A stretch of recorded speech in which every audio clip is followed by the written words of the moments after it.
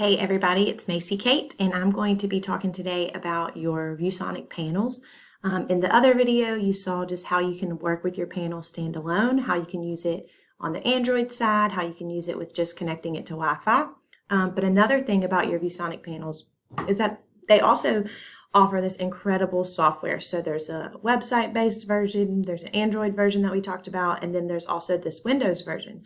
The Windows version is the most robust version. It's an incredible tool. So even if you only have a few ViewSonic panels in your district, everybody in your district's domain actually have access to this software. So the cool thing about it is if with the RUS grant or if with other funding you were able to get some ViewSonic panels, but you weren't able to actually overhaul every panel in your school system, you all actually still have access to this software. So if you have an older panel, you can still pull up the software and you're able to contain or maintain consistency throughout your district. So everyone can be using these same tools.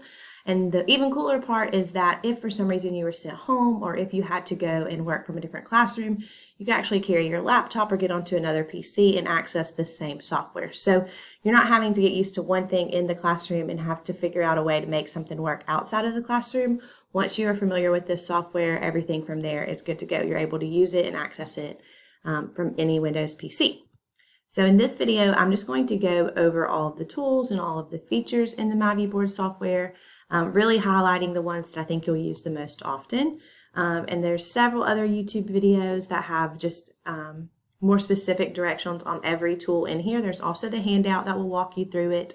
And remember, some of the tools you see here, you're not going to see on the Android version. That's just on your Wi-Fi panel alone. So you'll have to make sure that you're going into this actual software version because it's the most robust with the most tools. So I'll kind of stop and pause and catch my breath or take a sip of water between the different tools that we're talking about. But if you have questions, feel free to shoot me an email or check out some of the other YouTube videos as we go through. So the first tool that I want to talk to you about is the Windows toggle tool. I know that everybody's overwhelmed. I know that everybody already has things that they're using and they may not want to learn how to use anything different. And I totally get that because it's been a crazy couple of years and to try to learn one other thing is just too much right now when we're already wearing so many hats. So right here, I'm going to go ahead and show you. This first tool is called the Windows toggle tool. And so all you would have to do is sign in to MyViewboard. And to sign in, you're going to click this little guy down here, and you can see that I'm already signed in, and you would just log in with your credentials, which are going to be the same as whatever email you're using. And then you're going to open this up and at least have it running in the background. You see right here, there's a whole lot of tools, and these tools are able to do so many different things from closed captioning to translating to screen recording. And so these tools are really important. But you might already have a basal curriculum that you like to use. And if you do, then that's fine. So all you'll have to do is click this button right here, and it's actually going to take you straight to your desktop. So anything on your desktop, anything that you go to, if you wanted to go to Google, if you wanted to open up any other program you already had, you can do that. And then it carries these tools with you, which is great. So if I wanted to annotate over something on my desktop, I could do that with no problem. I could, outline a lesson. I could go into my math curriculum and do something like that. Oh my goodness, I can't add this morning. 2 + 2 = 4. And so you could actually annotate and do whatever you needed to do from there. And then you can actually even erase whatever you want to do. We'll talk about this tool, but you can actually select everything and delete it if you wanted to at once. And so if you have those teachers who are saying they don't want to learn anything new, they want to still pull up their curriculum, they want to pull up their YouTube videos the same way that they always have, just have them open up the whiteboard software and then click that little Windows toggle tool right here, and then all of their computer is going to be the same. They don't have to worry about anything else. So if you don't use any other part of the MyViewboard software, I think that's a very important tool because it carries all these other tools with you. So that right there is one of the most important tools. And again, that's called the Windows toggle tool because it toggles you back and forth between Windows and your computer as you know it. But it also pulls all of these tools for MyViewboard that we're going to continue to talk about with you. So this next tool, this is wireless presentation. So similar to Apple AirPlay or VCast receiver or sender, you actually can have students who can share their screen with you, or you can share your screen to their devices. They can actually get on without logging in and do that there. And it's through wireless presentation. So you'll turn that on and off. And it is a really cool feature if you wanted to do that. So there's going to be some separate videos on the MyViewboard YouTube channel that you can watch on how to do that if you want to. But there's also that VCast receiver and sender that we talked about in the first video if you just wanted to display whatever was on your phone or your iPad or your computer up onto your panel.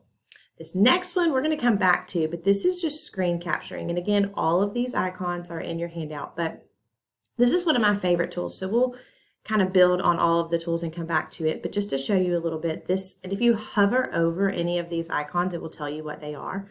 This one's going to take a full screenshot, so everything on your screen will be able to be taken a picture of. This one right here, you can actually use your interactivity of your panel or of your laptop and draw around the space that you want to be captured into a JPEG. Same thing here, except for you can do it with a shape. And here you could actually open the screen recorder and you can record everything on your screen. This is an awesome, awesome resource for remediation, for distance learning, for those lessons that you have to record and send to an administrator. Really, really great tool.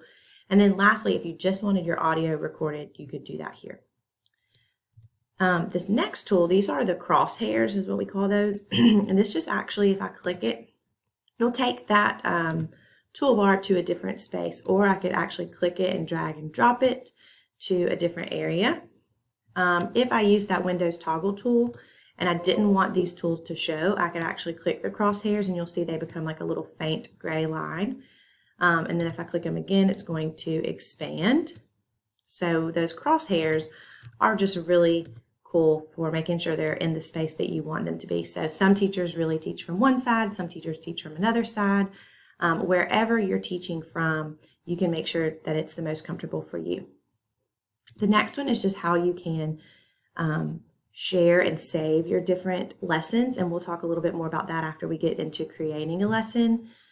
This next tool we're going to hop right into. It's my favorite. It's actually called the Magic Box.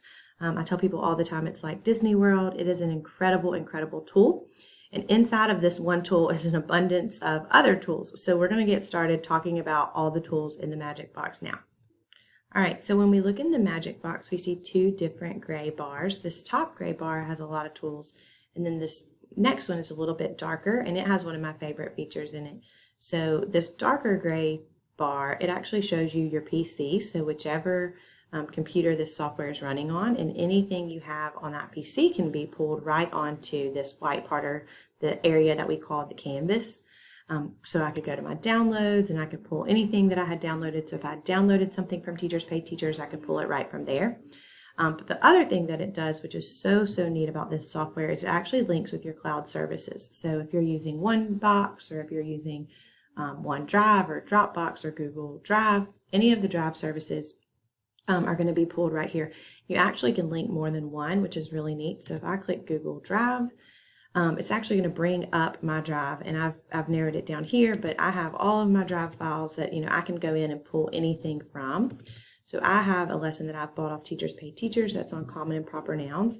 So I'm actually able to drag and drop that onto the canvas, and it's going to create a page for every page in that document. So if this was a packet on chapter 2 in math and it was 38 pages, then each page is going to actually become part of this lesson. So this is really neat, and it'll come in handy when you're being able to export things, because you can actually export this and send it to your students, or export this and put it on Google Drive, and they can have access to a whole entire packet if they needed to.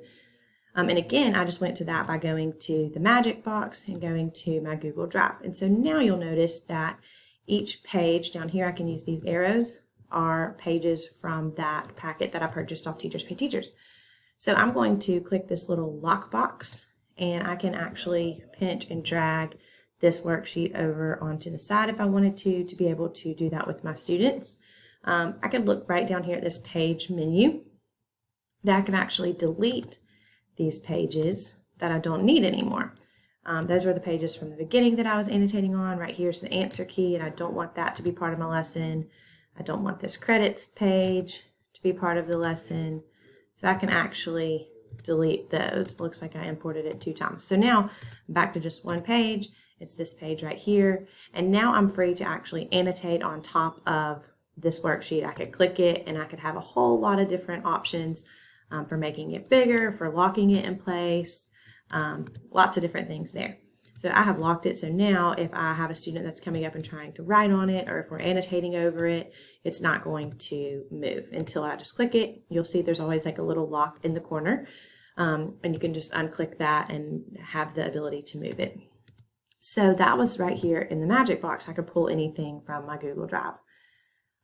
If we want to go back up here to all of these different tools, you have a sticky note. So you can actually enter a sticky note onto your canvas and make yourself a note, adjust the size, type something on the sticky note. It's really neat there. If it's picture day and you're supposed to have pictures at 9 o'clock and you don't want to forget, you can put yourself a sticky note on that. And it'll actually make it small and you can move it around. You can set a timer on it, different things like that. Back to the magic box, you actually have your tools right here. Lots of different tools. The ruler is really neat. The note card is cool. You can double click them or drag and drop. You'll see that that actually comes up there. You can upload an image and you can type a question. You can flip the note card over. So if you have time to do that, you can. But if you have like Google Slides that you've already created or that you've purchased off Teachers Pay Teachers, you can also pull any of those from your magic box. So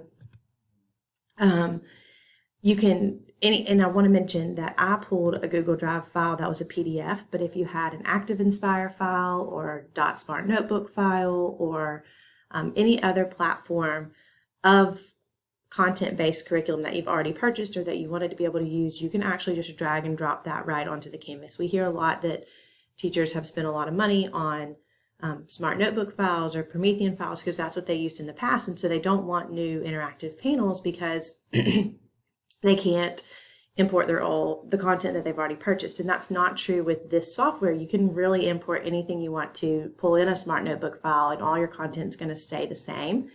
It might come in as like a locked layer, but the same way I showed you here, all you have to do is click that unlock button and then all of your layers will be there. So you don't have to worry about not being able to use all of your content. Another thing in this little tools function that I like is the dice or the calculator. The spotlight's pretty cute too. The dice is neat. You can just drag and drop it.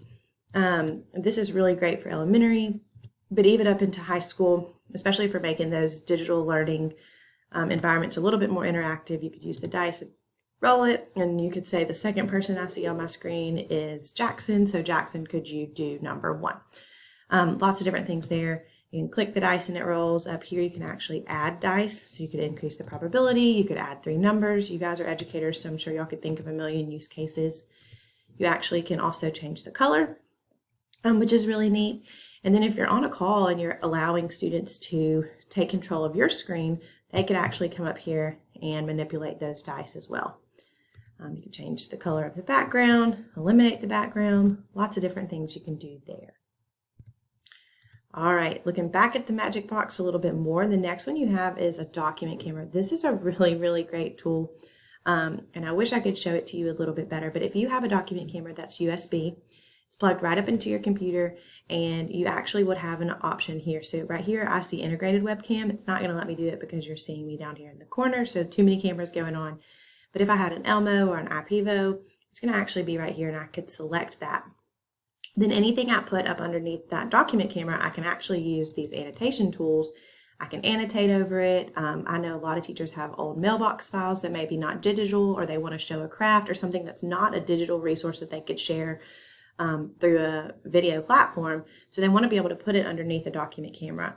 And the beauty of doing that this way is that you actually can take a screenshot of that, and then it can save to your Google Drive. So if it's something you didn't have a digital copy of already, and you wanted a quick way to get it that way, you could select your document camera here. Anything you place under it, just like you're used to doing, is going to just be displayed right here big on the canvas live while you're doing it. But you also can click a screenshot button, and it will take an image of that and it will convert it into a PDF or a JPEG or whatever kind of image you wanted it to be. So that's a really neat tool.